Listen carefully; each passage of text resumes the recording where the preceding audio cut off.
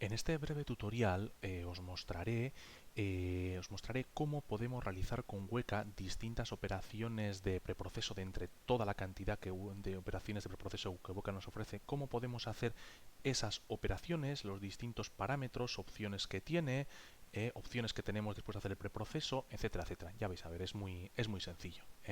Bueno, una vez de que tenemos la base de datos de Iris que os mostré en el videotutorial anterior, después de que tenemos ya esa base de datos cargada, podemos tener interés de aplicar algún filtro de preproceso sobre ella, ¿de acuerdo? Recordar cómo pinchando las distintas variables nos aparecen en la parte baja derecha los histogramas o pseudohistogramas de esa o descriptivos de esta variable concreta, y bueno, Weka en esta primera pestaña de trabajo de preproces, en este botón de filter, choose en inglés o elige, nos muestra la cantidad de distintos filtros de preproceso que podemos aplicar sobre nuestros datos. Recordad que estamos en un problema con 150 casos, nuestras 5 variables. Estos filtros Weka los tiene agrupados.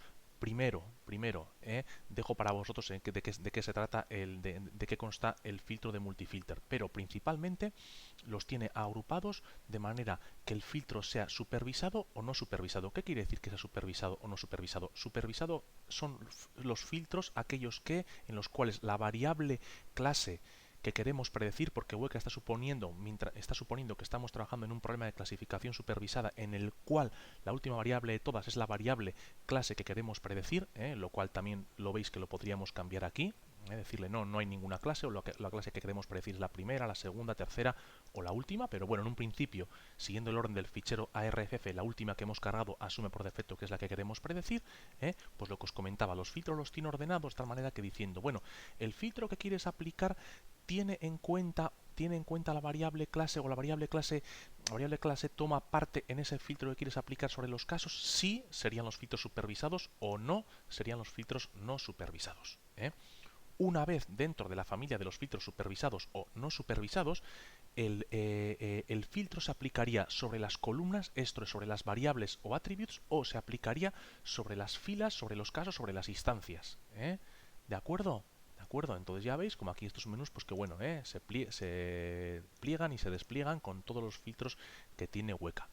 Iré a un filtro concreto que luego trabajaremos y que veréis durante la teoría del tema, un filtro en el cual tendré interés en discretizar las variables numéricas de nuestro problema.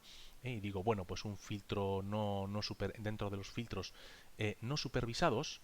Para las variables o para las columnas tenemos un filtro llamado discretize, tenemos un filtro llamado discretize. Daros cuenta que lo he escogido es un filtro no supervisado en el cual la discretización de las variables numéricas la haremos sin tener en cuenta la variable clase. Escojo el filtro discretize y daros cuenta de lo siguiente: una vez de que escojo el filtro, todavía el filtro no se aplica hasta que no pinche en el botón apply. Aquí ya lo veis, apply the current filter to the data, no se ha aplicado todavía.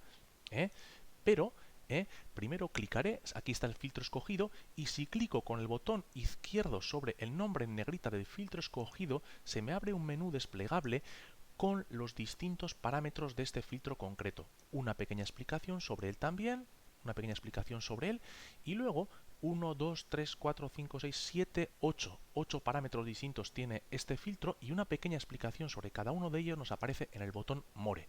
También nos aparece la clase de Weka que se aplica al aplicar el filtro, una pequeña sinopsis, un pequeño resumen del filtro concreto, y luego posteriormente una breve explicación sobre cada uno de estos parámetros que tenemos y que iremos a aplicar aquí.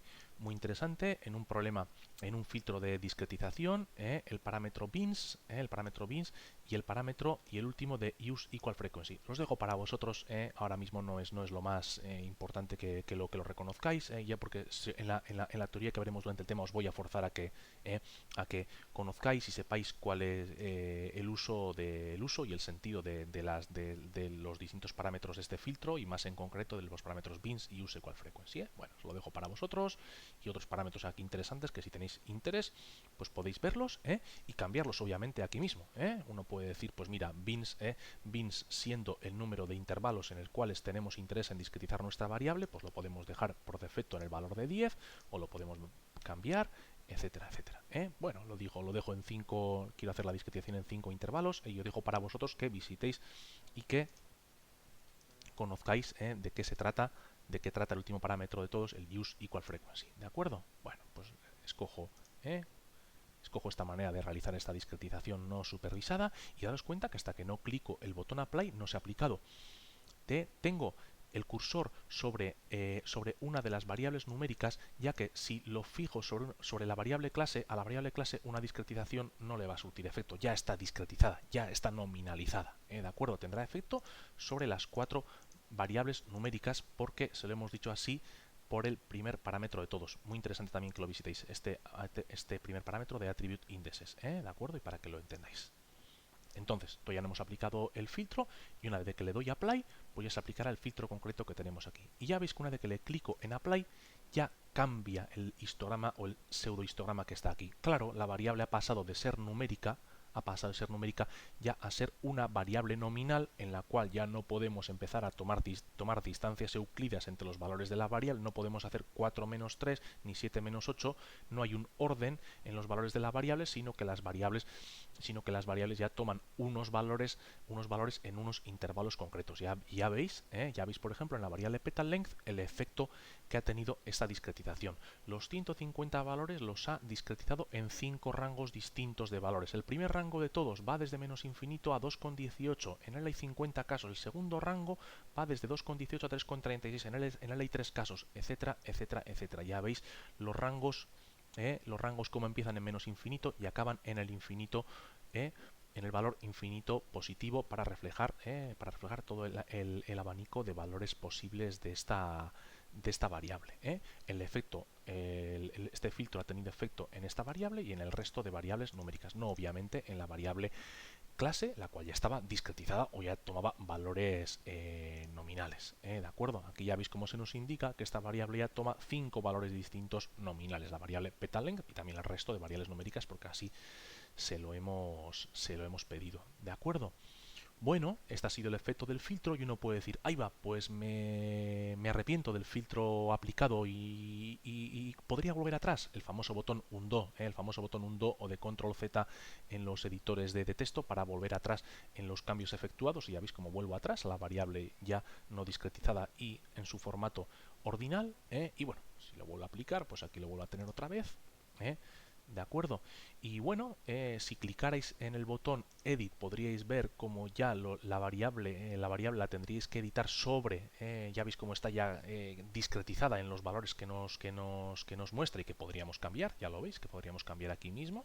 Como es un programa pequeñito con 150 casos, pues uno se puede manejar en estas dimensiones, ¿no? 150, sube, baja el scroll, pero aquí, claro, si hubiera ya en vez de 5, 500 variables, pues esto ya es bastante más complicado y prácticamente imposible hacerlo a ojo, ¿no? ¿De acuerdo? Bueno, el botón Edit y por otro lado, si tuviéramos interés en guardar la nueva base de datos ya discretizada en el formato ARFF, esto es Attribute Relation Format File de Weka, deberíamos pinchar en el botón Save, y guardar, como si le quisiera llamar, pues bueno, sería iris, podría decir discretizado en 5 intervalos, y ya lo que no recuerdo si era por equal frequency o equal width, la discretización, pero bueno, eso ya lo dejo para vosotros para que sigáis indagando y bueno, lo podríamos guardar donde quisiéramos el fichero y luego volver el fichero guardado ya lo podríamos volver a cargar desde donde estuviera, etcétera, etcétera, etcétera. Pues bueno, esta ha sido una pequeña introducción para que veáis dónde tiene Weka almacenados y ordenados y taxonomizados los distintos filtros que podemos aplicar. Lo que os comentaba, filtros supervisados en los cuales la variable clase toma parte en el filtro, sí o no, no en los no supervisados, y luego posteriormente si el filtro se aplica sobre las variables, columnas, o sobre los casos, las filas, las instancias. ¿De acuerdo? Pues bueno, hasta aquí.